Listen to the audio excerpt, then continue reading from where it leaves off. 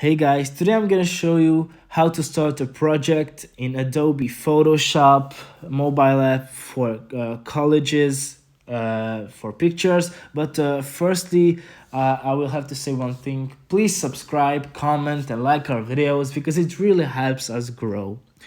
Okay, now let's jump into that. As you can see, this is the Photoshop mobile app.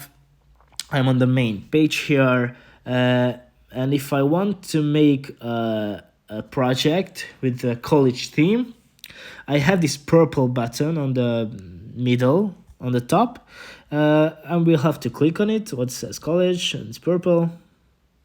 Here I will have to choose a picture from my camera roll, or multiple pictures. Let's just say this tattoo and this other picture. Click on next.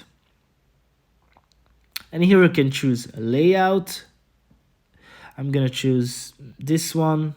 You can do it as you would like, and here you can customize it as you would like. It has really no limits. So yeah, this is the college project type for Adobe Photoshop. Okay guys, thanks for listening. See you in the next one.